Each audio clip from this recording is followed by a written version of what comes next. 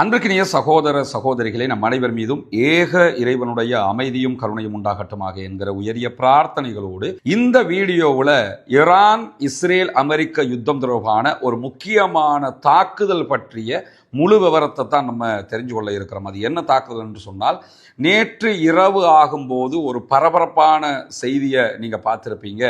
ஈரானுடைய supreme leader மீண்டும் ஒரு ஆன்மீக தலைவரை தேர்வு செய்வதற்கான ஷியா மத குருமார்கள் ஒன்று சேர்ந்திருந்த இடத்துல திடீரென அந்த தகவல் கிடைத்து இஸ்ரேல் ஒரு தாக்குதலை நடத்தியதாகவும், அந்த தாக்குதலில் அந்த இடத்தில் குழுமியிருந்த 80க்கு மேற்பட்டவர்கள் கொல்லப்பட்டிருக்கிறார்கள் என்கிற செய்திகளும் ஒவ்வொரு தரப்பில் இருந்தும் வெளியாகிறது. முதல்ல ஒன்று புரிஞ்சுக்கிறங்க, நிறைய செய்திகள் தற்போது ஃபேக்காக அல்லது அரைகுறையாக முழு விவரம் இல்லாமல் ஒவ்வொருவரும் பரப்பக்கூடிய சூழல் உருவாகி இருக்கிறது. எந்த ஒரு செய்தியாக இருந்தாலும் நம்ம இதனுடைய உண்மைத்தன்மை என்னங்கிறத முடிஞ்ச வரைக்கும் தேடிவிட்டு தான் நம்ம பரப்புறதுக்கு கடமைப்பட்டிருக்கிறோம். அவசர கதியில எதையும் நம்ம பரப்பிடக்கூடாது. கஃபாபில் மரி கதிபன் ஐயுஹத்திஸ பிகுல்லி மா சமி என்கிறார்கள் ரசூலுல்லாஹி ஸல்லல்லாஹு அலைஹி வஸல்லம். ஒருவன் கேள்விப்பட்ட எல்லாத்தையுமே பரப்புறதை அவன் பொய்யன் என்பதற்கு போதுமான சான்று. புனிதமிக்க ரமலானுடைய மாதத்தில் நம்ம இருக்கிறோம்.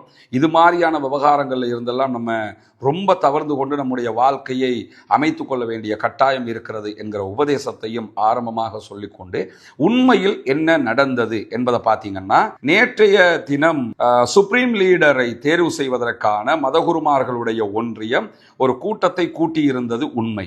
ஆனால் அவர்கள் எங்கு அந்த கூட்டத்தை கூட்டியிருந்தார்கள் என்பது துல்லியமாக இஸ்ரேலுக்கு தெரியாது.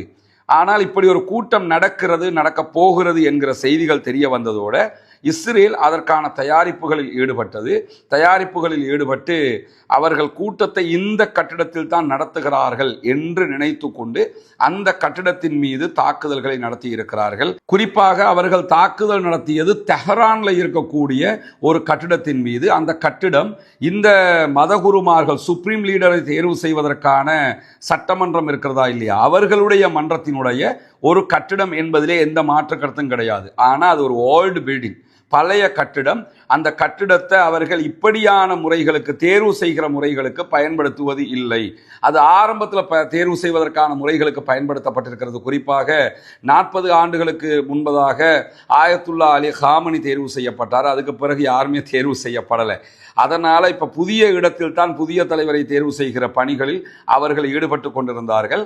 ஆனால் அதே கட்டிடத்தில், பழைய கட்டிடத்தில் தான் தேர்வு நடக்குதுன்னு நினச்சிக்கிட்டு என்ன பண்ணாங்கன்னு சொன்னால், தெஹரானில் இருக்கக்கூடிய அந்த பழைய கட்டிடத்தின் மீது இஸ்ரேல் தாக்குதல்களை நடத்தி இருந்தது. ஆனால் கூட்டம் நடந்தது தெஹரானில் கிடையாது, ஹோம் சிட்டியில் தான் நடைபெற்றது. அந்த சிட்டியில் நடைபெற்றது இஸ்ரேலுக்கு தெரியாது. அந்த கூட்டத்தில் இருந்தவங்களை இலக்கு வச்சு தாக்குதல் நடத்துவதாக நினைத்து பழைய கட்டிடத்தின் மீது தான் இஸ்ரேல் தாக்குதல்களை நடத்தி இருந்தது. எனவே குறித்த தாக்குதல்கள் வெற்றிகரமாக நடத்தப்படவில்லை. அந்த தாக்குதல்களில் ஈரானுடைய ஆன்மீக தலைவரை தேர்வு செய்வதற்கான கூட்டத்திலே பங்கு கொண்ட யாரும் கொல்லப்படவும் இல்லை. அவர்கள் அத்தனை பேரும் பாதுகாப்பாக இருக்கிறார்கள் என்கிற செய்திகள் தான் தங்களுக்கு கிடைத்திருக்கிறது என்கிற செய்திகளை இன்றைக்கு அல் ஜசீரா ஒரு தனி ஆர்டிக்கலாக வெளியிட்டிருப்பதை நம்ம பார்க்க முடியும். குறிப்பாக இந்த ஈரான் தொடர்பான செய்திகளில் ஈரானுடைய அடுத்த சுப்ரீம் லீடராக, அவர்களுடைய ஷியாக்களுடைய தலைவராக யார் தேர்வு செய்யப்படுவார் என்கிற தேர்தலை பொறுத்தவரையில் அந்த தேர்தல்களில் 4 பேர் முன்னணியிலே இருக்கிறார்கள். அந்த 4 பேரில் ஆயத்துல்லா அலி காமனியினுடைய மகன் முஜ்தபா காமனி இருப்பது சொல்லப்பட்டு வருகிறது. எனவே முஜ்தபா காமனி தான் அடுத்த தலைவராக தேர்வு செய்யப்படுவதற்கான வாய்ப்பு இருப்பதாக நம்பப்பட்டு வருகிறது. சில நேரங்களில் இன்றைக்கோ அடுத்த கணமோ அவர்கள் அடுத்த சுப்ரீம் லீடர் யார் என்பதை அறிவிச்சிருவாங்க. அந்த சுப்ரீம் லீடர் தான் நாட்டை கண்ட்ரோல் பண்ணுவார். ஜனாதிபதி கண்ட்ரோல் பண்ண மாட்டார். ஜனாதிபதி அரசியல் ரீதியிலான செயல்பாடுகளை செய்வார், இன்டர்நேஷனல் அணுகுவார், அந்த வேலைகளை தான் பண்ணுவார். நாட்டுக்குள்ள யார் பவர்ஃபுல் பர்சன் பார்த்தீங்கன்னா அது சுப்ரீம் லீடர் தான். அவர் தேர்வு செய்யப்பட்டுட்டாருன்னா அவருடைய கண்ட்ரோலுக்கு IRGC போயிடுவாங்க. ஈரானுக்குள்ள இருக்கக்கூடிய அதிகாரத்தின் பெரும்பான்மையான பக்கங்கள் இந்த சுப்ரீம் லீடரை கீழே போயிடுவாங்க. அதனால அடுத்த சுப்ரீம் லீடராக முஜ்தபா அவர்கள் தேர்வு செய்யப்படும் இடத்து அவருக்கும் IRGCக்கும் இராணுவத்துக்கும் இடையில நெருங்கிய தொடர்புகள் இருக்கிறது. அவருடைய தகப்பனார் சுப்ரீம் லீடராக இருந்த காரணத்தினால அவர் மிக தெளிவாக இந்த மாதிரி காரியங்களில் ஆல்ரெடி ஈடுபட்ட முதிர்ச்சியும் அவருக்கு இருக்கிறது. அவர் ஒரு அந்த உளவுத்துறை சார்ந்த பல பயிற்சிகளையும் மேற்கொண்டவர் என்கிற காரணத்தினாலையும் அவர்தான் அடுத்த சுப்ரீம் லீடராக தேர்வு செய்யப்படுவதற்கான வாய்ப்பு இருக்கிறது என்று சொல்லப்படுகிறது. இப்படியான சூழலில் தான் இஸ்ரேலுக்கும் ஈரானுக்கும் அமெரிக்காவுக்கும் இடையிலான தாக்குதல்கள் உச்சமாக நடந்து வருகிறது.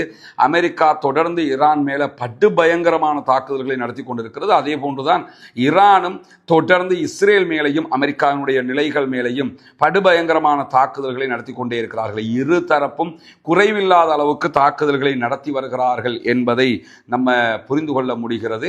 இந்த நிபுணர்கள் சபை அல்லது புதிய ஆன்மீக தலைவரை தேர்வு செய்வதற்கான இந்த நிகழ்வுல யாரும் கொல்லப்படவில்லை. அது இஸ்ரேலுடைய தாக்குதல்கள் வெற்றிகரமாக மிஷன் நடைபெறவில்லை, அது தோல்வி அடைந்திருக்கிறது என்பதையும் புரிந்து கொள்ளுங்கள்.